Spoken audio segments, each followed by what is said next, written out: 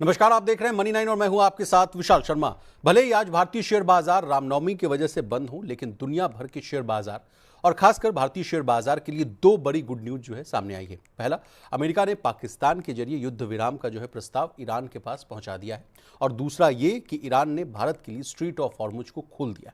ईरानी विदेश मंत्री ने खुद इसके बारे में जो है जानकारी दी है, जिसमें उन्होंने बताया कि हॉर्मुज जो है अपने फ्रेंडली नेशंस के लिए अब खुल गया है। अब कल सेंसेक्स जो है 1205 अंकों की तेजी के साथ 75,273 पर क्लोज हुआ। वहीं निफ्टी में भी जो है 394 अंकों की जो है तेजी रही और ये 23,306 पर क्लोज हुआ।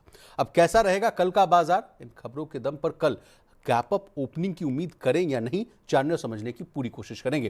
पूरी चर्चा में शामिल होने के लिए हमारे साथ जो है स्टॉक मार्केट टुडे की को फाउंडर वीएल अंबाला मैडम जुड़ चुकी हैं। मैडम, आपका बहुत स्वागत है मनी 9 पर। Thank you so much Sharma ji and good afternoon to all viewers. Ma'am, बड़ी गुड न्यूज है, आपसे ओपनिंग चाहेंगे। क्या कल गैप अप ओपनिंग होगी या नहीं? पॉसिबिलिटीज, अगर इसका जो बात निकली है उस बात का कोई दूसरा रिएक्शन कल रात भर में, कल सुबह तक, मार्केट जी ओपन होने तक ना आ जाए, so yes we can expect a gap up opening. बस इतना ही है कि न्यूज ट्रैक्स जो न्यूज आ रही है उन न्यूज का कुछ ऑपोजिट नहीं आना चाहिए। अगर वहां तक बात रहती है तो we can expect a positive opening, gap up. बस इतना जरूर है, एज आई सेड, न्यूज के ऊपर ट्रैकिंग कर रहे हैं तो न्यूज का दूसरा कोई उल्टा नहीं आए, उसको भी ट्रैक करते रहना पड़ेगा। ओके मैडम, अब हम लोग जो है जितने प्राइस भी स्ट्रक्चर तो पॉजिटिव था, सॉरी, जी जी कंटिन्यू करिए मैम। प्राइस स्ट्रक्चर तो पॉजिटिव क्लोज नोट पर क्लोज हुआ है, विच इंडिकेट्स कि हाँ, अगर थोड़ा सा भी सपोर्ट मिलता है सेंटीमेंट्स को, it's all about sentiment currently, क्योंकि क्रूड महंगा है, बाकी डॉलर इंडियन रुपी गिर रहा है, वो सबको भी it's everybody is known with that. Further जो भी एक्शंस होंगे प्राइस के हिसाब से, मतलब प्राइस पर वो बेस होगा कि उसके अलावा कुछ अलग तो नहीं हो रहा है। तो फिलहाल के लिए प्राइस यही इंडिकेशन देकर के क्लोज हुआ है कि गैप अप हो रहा है।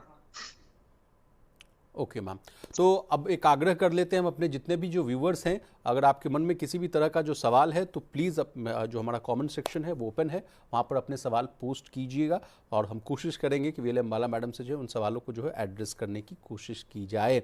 सभी लोगों का स्वागत है कि जोगेश्वर राव जी भी आ चुके हैं, इनका भी सवाल ले लेंगे मैडम, और उसके बीच सुशील जी का भी सवाल है। Please confirm the targets. Oswal pump entry इन्होंने ली है 315 के आसपास की, क्या टारगेट पूछ रहे 371 के आसपास आ सकता है या नहीं? अभी मेरे ख्याल से परसों वगैरह भी डिस्कस हुआ है, तो यस पॉसिबिलिटीज आर देयर। और एक स्टॉप लॉस आप जरूर रख लीजिए 270 का। तो आप टारगेट की एक्सपेक्टेशन सीधा 370 की मत करिए। अभी 313 पर क्लोज हुआ है पिछले सेशन में, close to. So you should be like, पहले पड़ाव बाय पड़ाव, मतलब स्टेप बाय स्टेप चलिए। तो पहले 350 का टारगेट करिए, फिर उसके बाद जैसे आपका 350 हिट हो जाता है उसके बाद आप उसको ट्रेल करिए, क्योंकि पोटेंशियल इसमें सिर्फ 370 की नहीं, फिर उसके बाद इसमें पोटेंशियल अगर 350 के ऊपर सस्टेन होता है तो इसमें जी पोटेंशियल फिर आपको 415 तक दिख सकती है। So instead of targeting directly 370 you should use trailing and possibilities are there. Okay ma'am, अब मैम कल कुछ डेटा आई है उस पर भी हम आपसे चर्चा करना चाहेंगे। कल जो एफआईएस और डीआईएस का जो आंकड़ा आया मैडम 25 तारीख का, तो डीआईएस ने तो 5,430 करोड़ की जो मजबूत खरीदारी की है, लेकिन एफआईएस के अगर आंकड़े को देखेंगे मैडम तो 1,805 करोड़ की नेट बिकवाली है। लेकिन इसमें जो बिकवाली है इसमें भी एक पॉजिटिव एस्पेक्ट ये है मैडम कि विदेशी निवेशकों ने करीब जो है 19 दिनों के बाद सबसे कम बिकवाली की है। इससे पहले जहां तक मुझे याद है 24 फरवरी को जो है 102 करोड़ की बिकवाली की थी, जो तीन हफ्ते से भी कम की मानी जा रही थी। अब मैम, जो इनका जो सेलिंग प्रेशर है वो कम होता हुआ दिख रहा है, तो क्या ये भी एक बड़ा पॉजिटिव संकेत देता हुआ दिख रहा है मार्केट्स को लेकर? नहीं, वैसा तो नहीं है। तो वो थोड़ा सा हाथ जरूर हल्का करते हैं, लेकिन उसके बाद ही 2-3 दिन के बाद कोई ऐसा दिन आता है, मे बी नेक्स्ट डे और नेक्स्ट टू नेक्स्ट डे, जो भी ट्रेडिंग सेशंस मिलते हैं, कि उनका एक बड़ी बिकवाली का नंबर सामने आता है। फिर मतलब वो 5,000 प्लस ही रहता है। तो वैसी एक्सपेक्टेशन मैं अभी नहीं रख रही हूँ, क्योंकि टू बी स्पेसिफिक, अगर उसकी एक्सपेक्टेशन क्यों वैसी नहीं रख रही हूँ मैं, उसका बहुत क्लियर रीजन है। अगर आप करेंसी साइड देखेंगे तो आप ऐसे मत सोचिए कि इंडिया की जीडीपी वगैरह, उस चीज को एक तरफ थोड़ा सा रख के बात करें अगर हम, तो जी जीडीपी कितना भी ग्रो हो, अगर मेरा इन्वेस्टेड पैसा एज एन एफआईआई, अगर मेरा इन्वेस्टेड पैसा डेप्रिशिएट हो रहा है, so I may not be interested in longer run. So अगर आप देखेंगे तो जो डॉलर के अगेंस्ट में इंडिया की करेंसी का डेप्रिसिएशन अगर मैं देखूं कि फोरकास्टिंग उसकी करने की कोशिश करूं, या फिर कि क्या यहाँ से हमको कोई 80 के नीचे आने की कोई प्रोबेबिलिटी है डाउन द लाइन 6 मंथ्स, वैसी कोई प्रोबेबिलिटी नहीं है। So considering that aspect, I am not convinced कि यहाँ पर एफआईआई इंटेंसिफाइड सेलिंग से पीछे हट रहे हैं। जब भी मौका मिलेगा ऊपर के भाव पर जाकर वो बेचेंगे। तो इसको अभी मैं साइड लाइन, मतलब मेरे लिए जो बेंचमार्क है इसको ट्रैक करने के लिए सभी के लिए ग्लोबल, देखिए जो सिचुएशन है शर्मा जी, हम इसको ऐसे एक्सप्लेन कर सकते हैं प्लीज कि मैम। जो करंट सिचुएशन है it is for every corner of the world. जी। सभी इकोनॉमीज के लिए इवेंचुअली उतना ही इंपॉर्टेंट या फिर प्रेशर वाला समय है ये। बट जो करेंसीज विदाउट दिस प्रेशर भी डेप्रिशिएट कर रही थी, या जो इकोनॉमिकली अगर आप बात करें तो करेंसी वाइज, तो वहां पर प्रेशर जो है उतना ही ज्यादा कंटिन्यू होगा। एफआईआई वहां से अपने पैसे को वैसे ही निकालने वाले हैं, and we are one of them.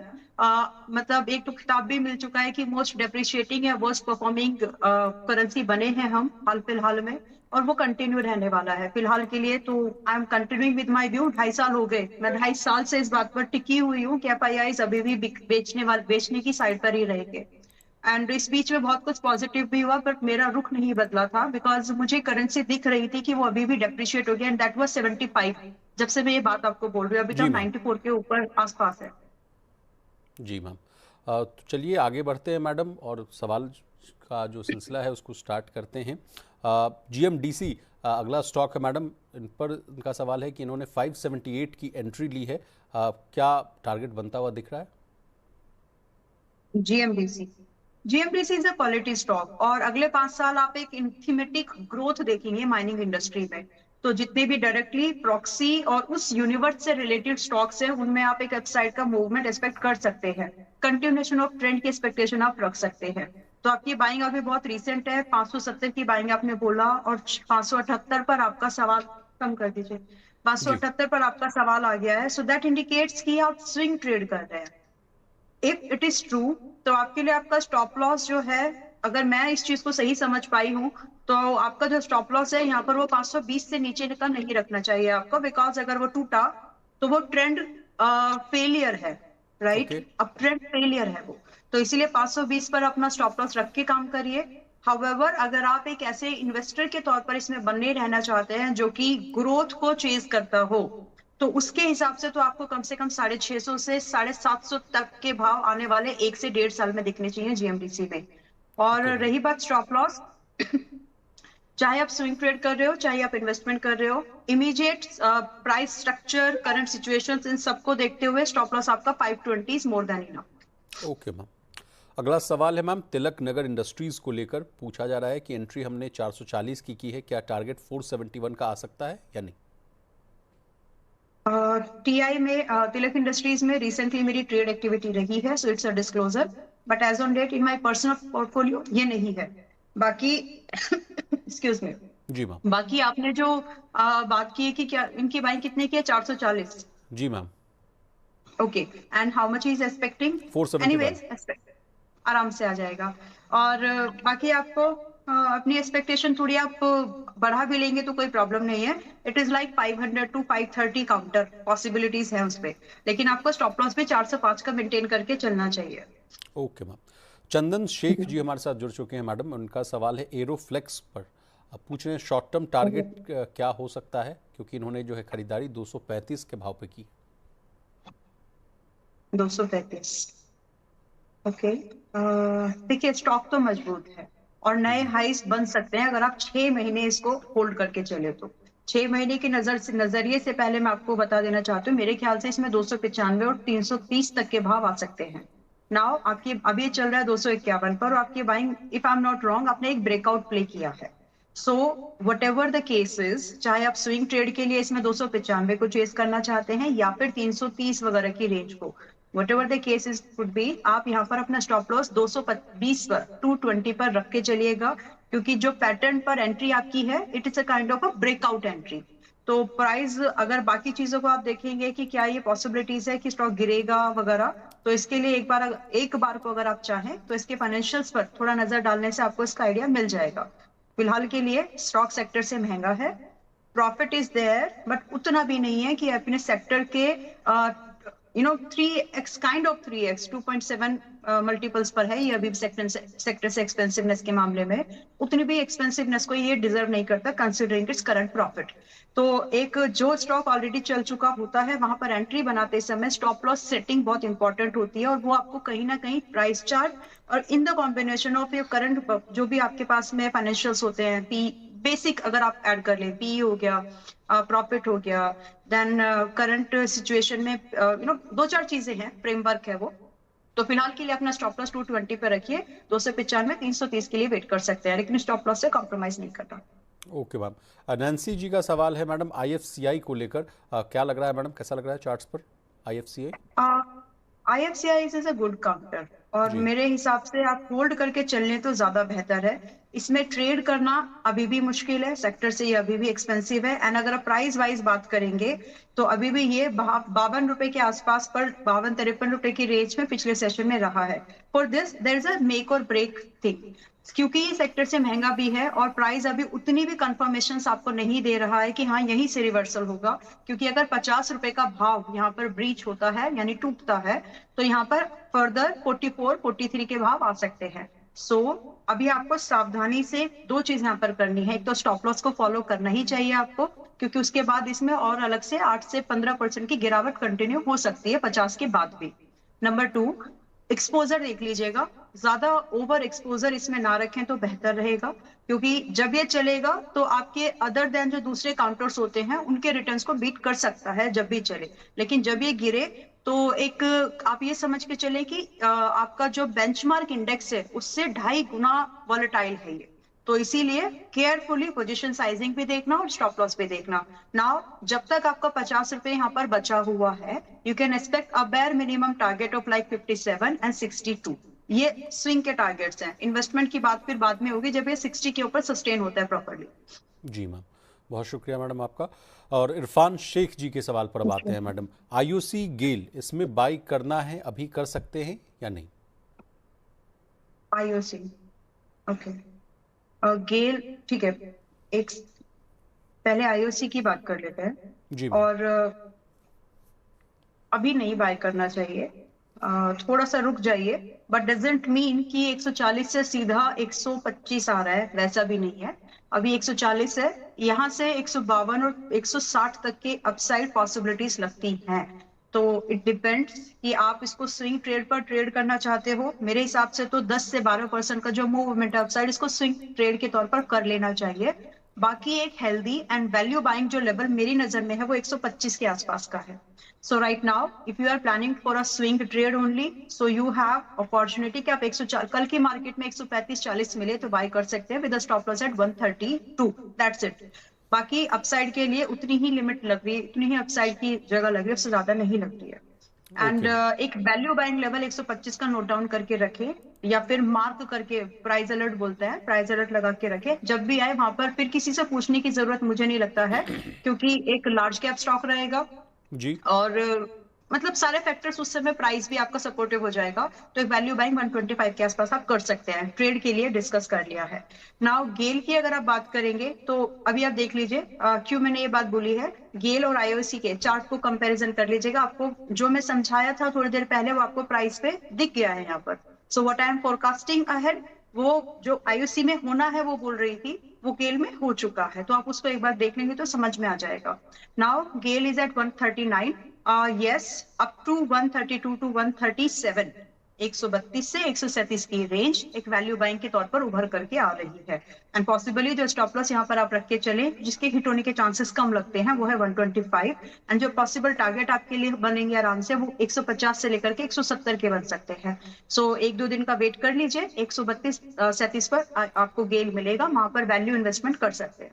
Okay ma'am, IOC और गेल की बात हो रही है तो इसी बीच जो खबरें आ रही हैं मैडम, ओएमसी स्टॉक्स की मैं चर्चा कर रहा हूं। देखिए पेट्रोल पंप पर जो है लंबी लंबी लाइनें अब लगना शुरू हो गई हैं मैडम। पेट्रोल डीजल की जो सेल्स है as per the report of the CNBC अब 50% तक बढ़ती हुई नजर आ रही है। हालांकि एचपीसीएल ने कहा है कि घबराए नहीं, ऐसी स्थिति है नहीं। इसी बीच आपसे समझना चाहेंगे मैडम, सेल्स बढ़ रहा है, इसको लेकर क्या देखा जाए, ओएमसी स्टॉक्स को क्या नजरिया होगा?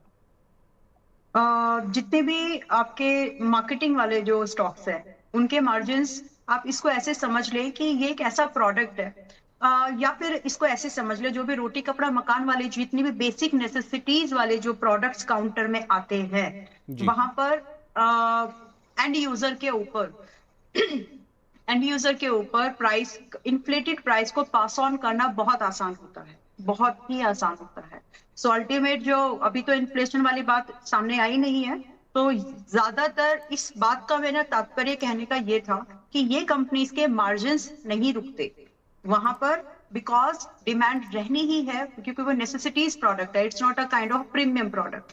तो इसीलिए वो डिमांड के चलते जो भी सप्लाई, जो भी इनके मार्जिन हैं, जैसे कभी कभी लगता है कि सिचुएशन ऐसी हो गई है तो क्या इनके मार्जिन कंपनीज के खराब हो जाएंगे? नो, यहाँ पर इनके मार्जिन मेरे हिसाब से बरकरार रहेंगे। So this is a good thing about the company, क्योंकि दो चीजें होती है, एक तो होता है कि चलो बाद में कर लेंगे, बट करंट सिचुएशन इज अरे भैया अभी भर लो, इसके बाद शायद मिलेगा नहीं टाइम से। जी। सो ये जो सिचुएशन है, ये जो चेंज ऑफ इमोशन या चेंज ऑफ सिचुएशन है, इसका फायदा इन कंपनीज को भरपूर मिलता है।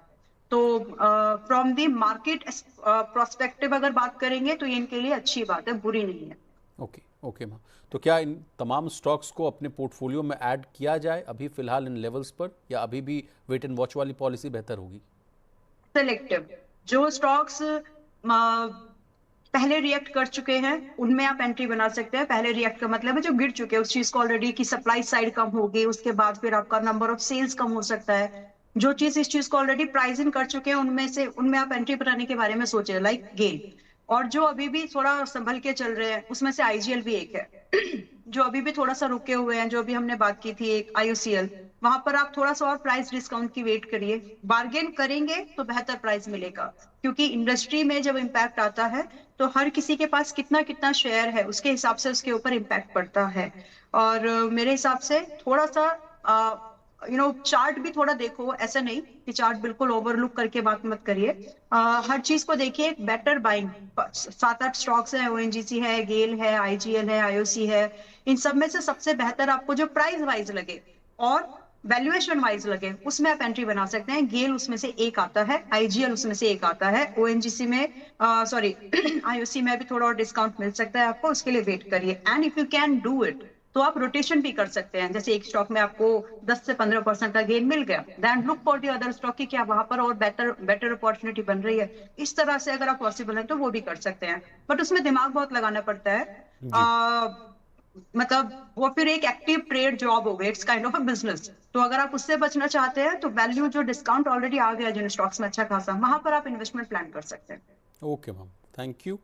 मोहम्मद फारीक जी हमारे साथ जुड़ चुके हैं मैडम, और इनका सवाल है अडानी एनर्जी सॉल्यूशंस को लेकर। हालांकि 985 के आसपास की क्लोजिंग है, लेकिन इनका सवाल है मैडम कि 990 पर मैंने इस स्टॉक को खरीद रखा है, please advice target in all the stocks. इनके पास 3-4 स्टॉक्स है, तो पहले 990 वाले पे बात कर लेते हैं मैडम। ऑलराइट, तो एक स्टैंडर्ड सजेशन, बाकी जी। आपका फाइनेंशियल एडवाइजर जो आपको सजेस्ट करे वो देखिएगा, because this is a very volatile nature का स्टॉक है ये। हाई बीटा बोलते हैं, वॉलेटाइल का मतलब लेमन की भाषा में हो गया, टेक्निकली आप इसको अगर डिफाइन करें तो हाई बीटा है, यानी ज्यादा बड़ी रेंज में जल्दी जल्दी ट्रेड करता रहता है। सो विद दैट व्यू अगर आप देखें तो पहले तो आपको ये एक बेंचमार्क रखना है कि इसमें आपके मतलब अप टू 3 to 5% से ज्यादा का एक्सपोजर इस स्टॉक में, एक स्टॉक में होना नहीं चाहिए। तो ये चीज का आप ध्यान में रखिए, क्योंकि इससे आपके पोर्टफोलियो में ना सिर्फ रिटर्न्स एक स्टेबलाइज होंगे, बल्कि आपको इसमें साथ में आपका ड्रॉ डाउन जो आता है बीच बीच में, जो एक बड़ा ड्रॉ डाउन दिखता रहता है, वो उससे भी आप बचोगे, क्योंकि ये गेन भी वैसे ही देता है, ड्रॉ डाउन भी वैसे ही लाता है for the short term period. Now जी। ये बोला क्यों है? अभी 990 पर ही आपकी बाएंगे और 990 पर ही है ये। तो अगर आपके एक्सपोजर में उतनी गुंजाइश बची हुई है तो प्रिपेयर रहिए कि अगर आपको ये 800 के आसपास, 10 पॉइंट प्लस माइनस रखिएगा, अगर आपको 800 के आसपास मिल जाए तो वहां पर और एड ऑन करना, नाउ मिले तो ही करना है, अदरवाइज नहीं करना है। नाउ जो आपने पूछा है कि इसमें पॉसिबल टारगेट क्या होंगे, शॉर्ट टर्म में टारगेट चेस कर रहे हैं, so you are mistaken. Adani energy solution उस कैटेगरी में मैं नहीं रखती, मुझे ये stock investment, mid term investment के लिए ज्यादा बेटर लगता है। तो अब उस हिसाब से अगर आप टारगेट देखेंगे तो यहाँ से कम 1200 रुपए, विच इज लाइक 20% अपसाइड, तो जी। आपको उतना मिल सकता है इसमें, ये बेयर मिनिमम है। और जब ये ट्रेंड पकड़ता है तो इट इज लाइक कि फिर भागती हुई रेल होती है, तो जी। कहीं ना कहीं आपको 1350 रुपए तक के टारगेट यहाँ पर दिख जाएंगे। सो वेल स्ट्रक्चर्ड रखो, अपने व्यू को क्लियर रखो, इसमें कंफ्यूजन मत आने दीजिए, ओवरवेट मत आने दीजिए, ताकि आपका पोर्टफोलियो भी बचे और जो गेन की पोटेंशियल इस स्टॉक में है दिलाने की, उसका आपको फायदा तो मिले, लेकिन आप बचे भी रहें। उस चीज को हमेशा प्रायोरिटी पर रखिएगा। चलिए मैडम, बहुत शुक्रिया आपका। लेकिन चलिए, अगला स्टॉक भी अडानी ग्रुप से ही जुड़ा हुआ है। एटीजीएल को लेकर सवाल है, 662 की खरीद है। ओके। ये कैसा लग रहा है मैडम? कब की आपसे ही चर्चा हो रही थी मैडम, एक दो दिन पहले जब बाजार गिर रहे थे तो अडानी ग्रुप के तमाम शेयरों में भी अच्छी खासी गिरावट देखने को मिल रही थी। तो क्या उन लेवल्स पर भी मैंने सवाल पूछा था अपने एक्सपर्ट से कि क्या वैल्यू बाइंग कहीं दिख रही है या नहीं, लेकिन अब तो एक दो दिन जो बाजार चढ़ चुका है, तो क्या फोमो मिस आउट हो गया मैम, या अभी भी कुछ है जो कसर बाकी है?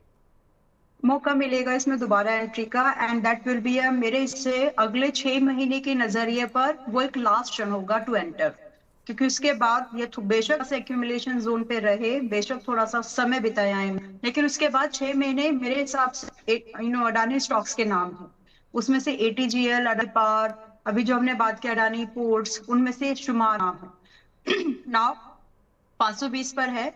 वैसे तो रिसेंट एंट्रीज में मैं 2 बार करा था, मैंने पिछले महीने लगभग 460 पर 2 बार एंट्री कराई थी।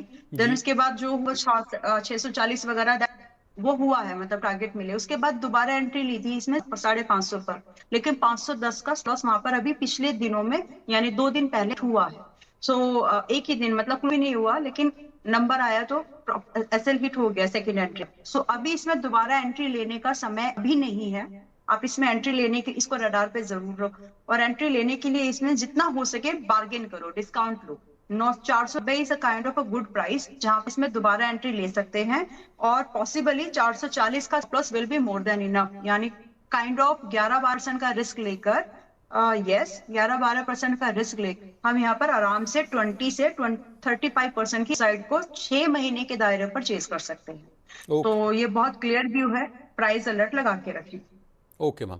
चलिए, अगला स्टॉक है madam banking stock. IndusInd bank को लेकर सवाल पूछा जा रहा है, 893 की खरीद है। इस पर भी पूछ रहे हैं कि कैसा लग रहा है स्टॉक, और टारगेट प्लीज बता दीजिए।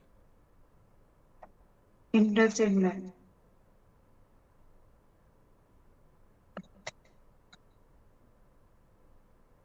893, राइट? जी। ओके। ओके, फिलहाल के लिए तो rather you should chase for the target, ask कि कहाँ पर मुझे एक कैपिटल प्रोटेक्शन रखना चाहिए, that should be your priority, and that is 770, 770 बचे हुए। इसकी पहले आप आप उसको ऑब्जर्व करो फिलहाल के लिए कि 770 ना टूटे। बाकी अगर 770 आपका बचा हुआ रह जाता है तो हाँ, with time it may take 1 quarter and it may take 3 quarters also, कम से कम जब सब ब्रॉडर मार्केट के सेंटीमेंट जब सुधरे हैं उस कंडीशन में कम से कम आपको 1000 से 1100 के टारगेट आपको दिखते हैं, बट ये बहुत ओवर एक्सपेक्टेशन है ओके। और इतनी जल्दी बाउंड नहीं आता है जनरली। तो आप फिलहाल के इतना ही देखिए कि 770 पर अगर टूटे छोड़ दीजिएगा, rather to be chasing the targets. Okay.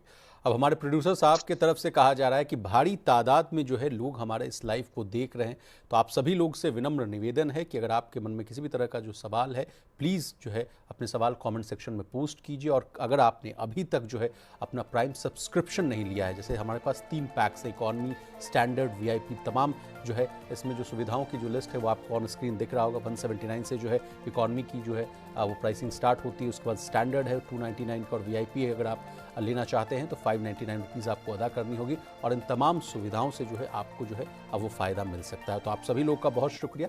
चलिए आगे कंटिन्यू करते हैं। मैडम, तुषार कांत शर्मा जी हमारे साथ जुड़ चुके हैं मैडम, और इनका सवाल है कि मैडम, निफ्टी 50 के किन स्टॉक्स में अभी निवेश कर सकते हैं for a potential upside of 5 to 10%? उनको लग रहा है कि अब मान लीजिए जो है रैली आने वाली हो या थोड़ी सी जो है नरमी आ सकती है, तो कौन जो शेयर हैं वो सबसे तेजी भागेंगे 5 से 10% की तेजी लगाकर? अच्छा, तो तेज भागने वालों में हमेशा बैंकिंग स्टॉक्स के नाम होते हैं, और ओके। उससे भी तेज भागने वालों में फाइनेंस स्टॉक्स के नाम होते हैं। तो जो फाइनेंशियल स्टॉक्स आप देखें, उसमें नाम मैं अभी नहीं लेने वाली हूँ, लेकिन मैं आपको सेक्टर का इंडिकेशन दे दूंगी जरूर। तो बैंकिंग से भी ज्यादा चलते हैं फाइनेंशियल स्टॉक्स रफ्तार के मामले में। तो आप उनको देखिएगा कि आपके जो जो स्टॉक्स आपको लग रहा है कि निफ्टी 50 के पार्ट है और फाइनेंशियल सेक्टर से हैं, रादर बी बैंकिंग सेक्टर, आप उन पर अपनी नजर बना के रख सकते हैं। दूसरा एक और सेक्टर है जो अच्छा चल जाएगा और जल्दी चल जाएगा, वो टेली कम्युनिकेशन वाले जो स्टॉक्स हैं, जिसमें कि आपका भारतीय एयरटेल इज समथिंग जो कि आप देख सकते हैं। दूसरा एक और सेक्टर है जो कि एक्चुअली एक अच्छी अपसाइड की मूवमेंट को कंटिन्यू करने के लिए बिल्कुल तैयार है, प्रॉफिट इन इसमें। तो जहां प्रॉफिट है नहीं वहां पर एक एक थ्योरी है, मार्केट हमेशा से काम आती है कि एक साइकिल होता है ना 5-6 साल का, एक बड़ा डीप जो साइकिल होता है, आईटी उसमें से एक फंसा हुआ साइकिल था अभी जी। तक के लिए, आईटी उस साइकिल में फंसा हुआ था। तो जो रिबाउंड आएगा, इस रिबाउंड का बड़ा दावेदार आईटी के आ सकता है। तो उसमें से आप टीसीएस को इंक्लूड सकते हैं इफ यू वांट, या फिर आप इन्फोसिस को उसमें इंक्लूड सकते हैं। बाकी थोड़े रिलायंस तो उसमें से आप रखिएगा ही। रिलायंस समथिंग की जो एक बहुत ही वर्सेटाइल बिजनेस में है, और उसका एक चंक से अभी, क्योंकि अलग बिजनेस उसके क्या बोलते हैं उसको, डीलिस्ट डीम होकर के लिस्ट नहीं हुआ है। जी। तो वो जो बोलते हैं कि वो मैचअप करने के लिए, एक सेक्टर डाउन है तो दूसरी इंडस्ट्री पैसा आकर के कंपनी की बैलेंस अभी भी सुधरी रहेगी। So Reliance is a kind of a must in portfolio. तो ये सारे कुछ स्टॉक्स हैं। बाकी और भी स्टॉक्स बीच बीच में आते रहेंगे, तो आप उनको इंक्लूड करिए। लेकिन फिलहाल सेक्टर वाइज अगर आप देखें तो रिलायंस को आप एक मल्टी बिजनेस मॉडल के तौर पर वाला कंसिडर करें, जिसमें मतलब that one is TCS, and मेरे ख्याल टीसीएस के साथ इन्फोसिस या विप्रो, एनी वन, और दूसरा भारतीय एयरटेल को। और बहुत ही गिरा पड़ा स्टॉक रहेगा अभी थोड़े दिन के बाद में, दो जी। होल्डिंग इट, एचडीएफसी बैंक तो मेरे पास भी है, मैं उसको रेकमेंड तो नहीं कर रही, बाकी किसी से भी कंफर्म करवा लीजिएगा। तो एक वो आप देख सकते हैं। फाइनेंशियल स्टॉक्स पर नजर जरूर बनाइएगा, फास्ट रफ्तार चाहिए तो वहीं मिलेगी। ओके। अब चूंकि मैडम हमारी जनता जो है आपको जो है टेक्निकली तो रूप से जो है आपको सुनना ही चाहती है, लेकिन फंडामेंटली जो आप जो बात बताती हैं उसको भी जनता बहुत ही जो बारीकी से सुनती है। तो आपसे मैडम, जो अमेरिका ने जो ईरान को प्रस्ताव भेजा है उस मामले को भी हम आपसे जो है बहुत ही आसान भाषा में समझने की कोशिश करते हैं। सबसे पहले समझने की कोशिश करते हैं कि अमेरिका ने जो ईरान के पास जो है या ईरान के सामने जो प्रस्ताव रखा है वो क्या क्या है। देखिए, कहा गया कि ईरान अपने मौजूदा जो है परमाणु कार्यक्रम को समाप्त करे। फिर कहा गया कि भविष्य में परमाणु जो हथियार है उसको डेवलप न करने का वादा करे। तीसरी बात कही गई कि ईरान की सीमा में यूरेनियम एनरिचमेंट जो है वो पूरी तरह बंद हो। और फिर कहा गया कि 60% तक जो है एनरिचमेंट जो है करीब 450 किलोग्राम जो है वो यूरेनियम अंतर्राष्ट्रीय एजेंसियों को सौंप दिया जाए।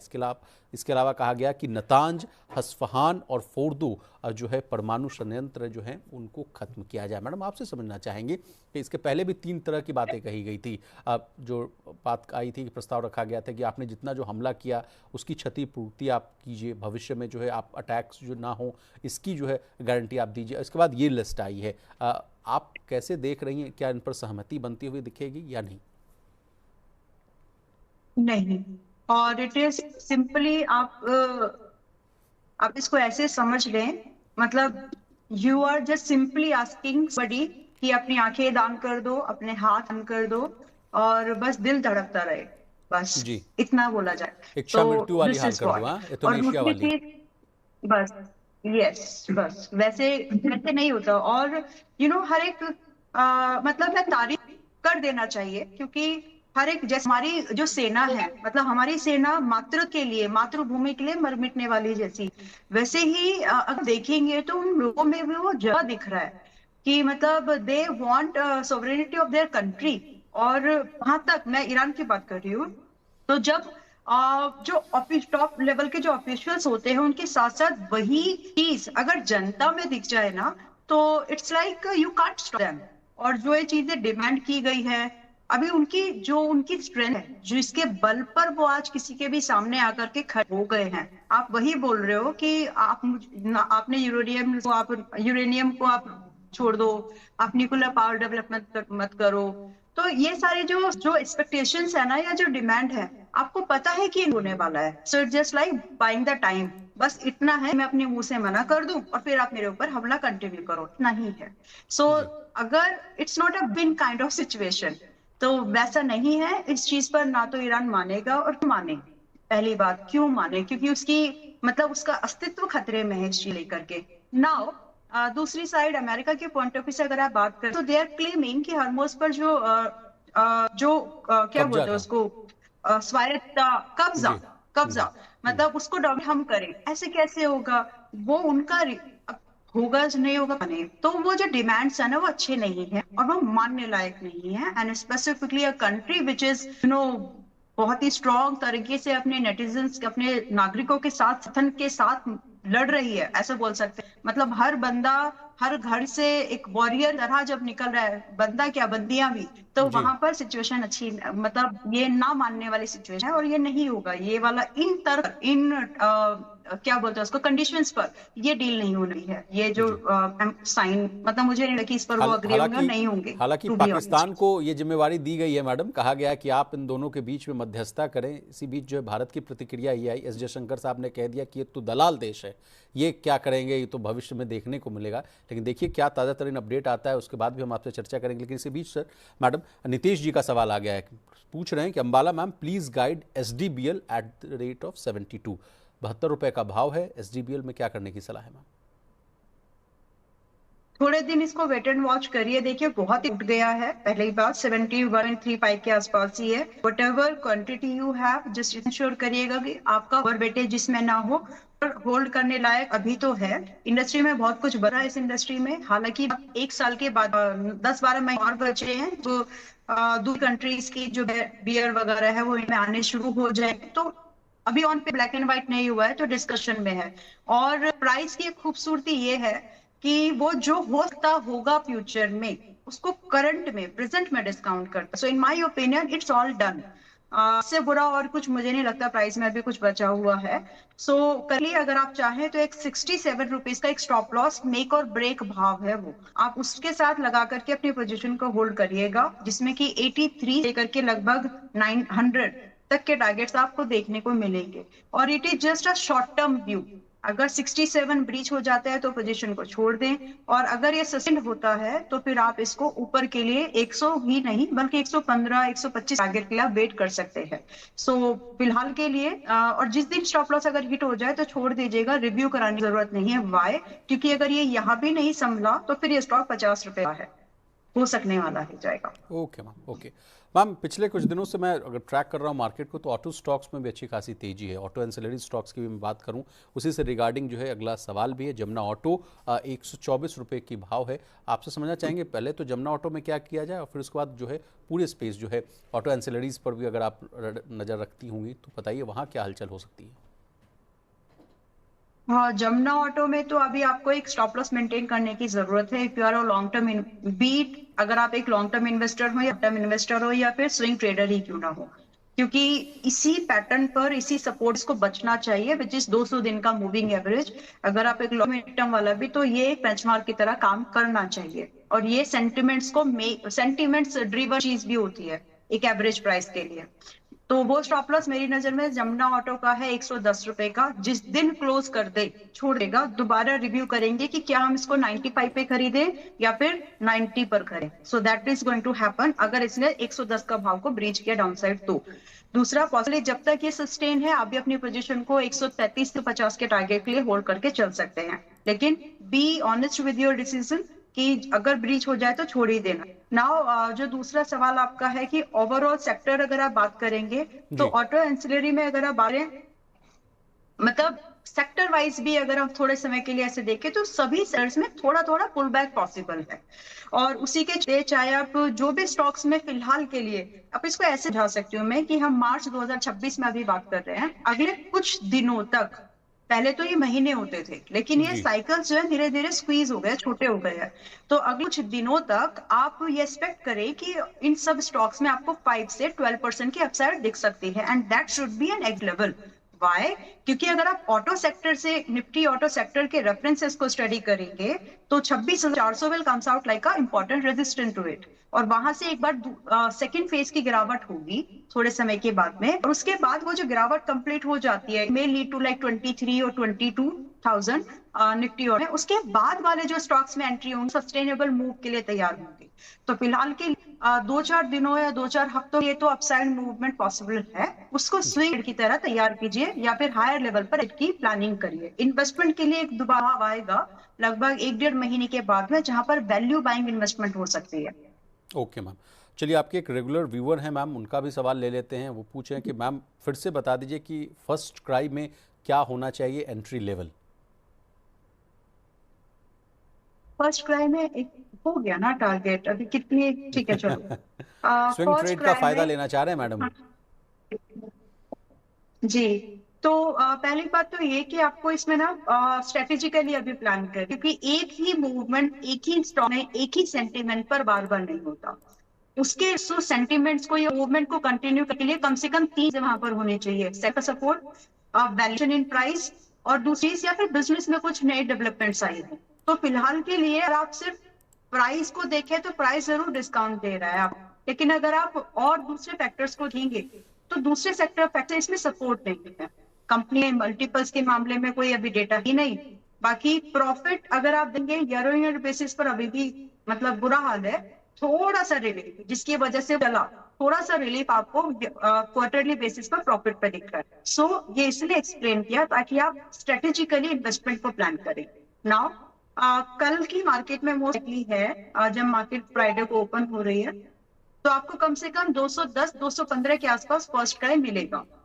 वहां पर सिर्फ 50% एक्सपोजर ही यूज करना चाहिए एक स्टॉक में जितना आप लगाते हैं। जी उसके बाद you got to maintain your stop loss as 190 straight, और पॉसिबली जो टारगेट है कम से कम 250, और उसके बाद होल्ड करिएगा। 250 के बाद आप लगभग 300 320 के लिए होल्ड कर सकते हैं।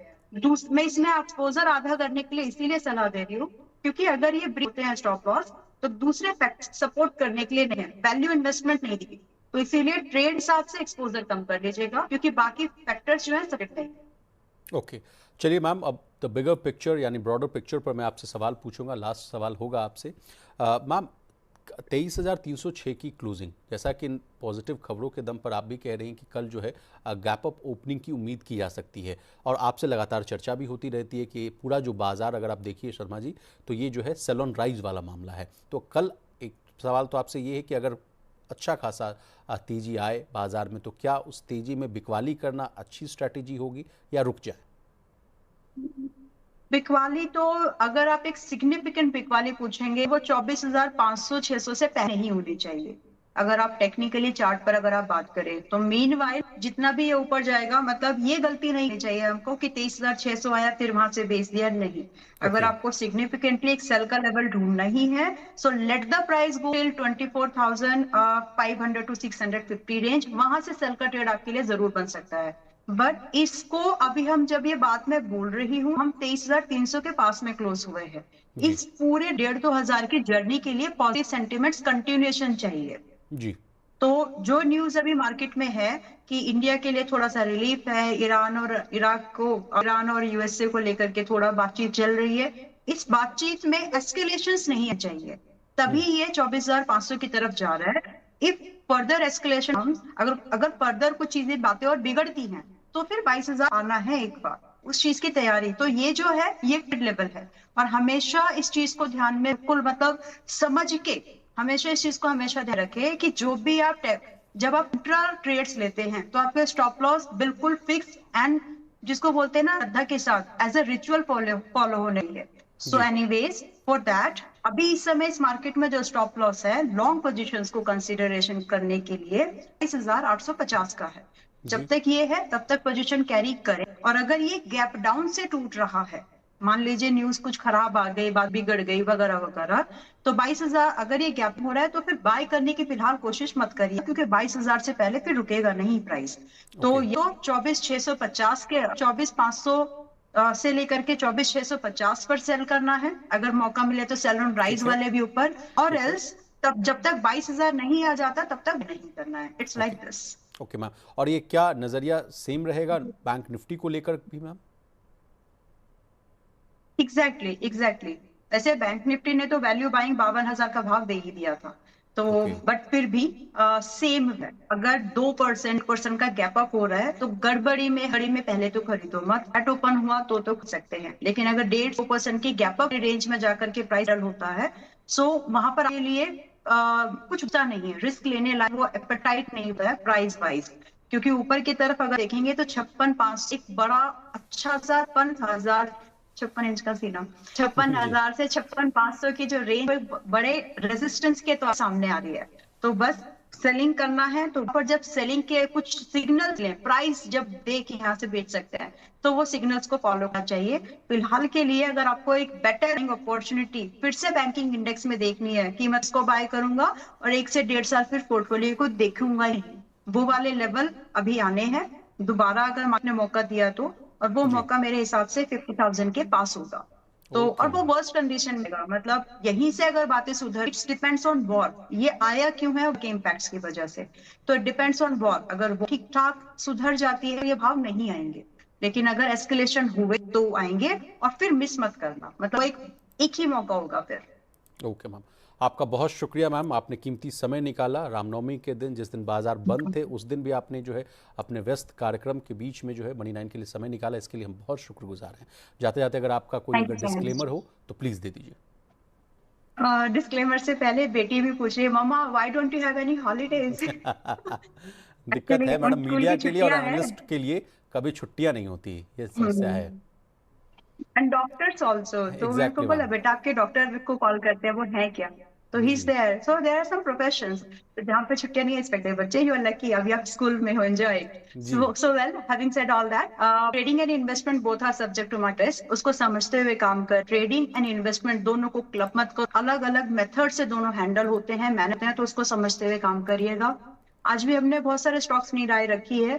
HDFC बैंक का नाम आया, सो आई एम इन, मैं उसमें, तो वो एक रिकमेंडेशन के तौर पर नहीं देखना है। बाकी जिन भी स्टॉक्स पर मैंने आपके साथ में अपनी राय रखी है व्यूअर्स के साथ में, तो वो एक हमारे मेंबर्स के पास या अलग अलग प्लेटफॉर्म्स पर व्यू रखा जाता है, पॉसिबिलिटीज कि उनके पास कोई पोजीशन हो। स्मॉल केस में कोई स्टॉक्स रहते हैं, हो सकता है वो स्टॉक्स वहां पर भी हो, बट मेरा कोई पर्सनल पोर्टफोलियो में रिकमेंडेड स्टॉक्स में कोई और लिस्ट में नहीं है। Thank you so much for having here, there is no conflict of interest from my side. Thank you. Thank you so much ma'am. तो इसी तरह देश दुनिया और बिजनेस जगत से जुड़ी तमाम ताज़ा तरीन खबरों के लिए बने रहिए हमारे साथ और देखते रहिए मनी 9।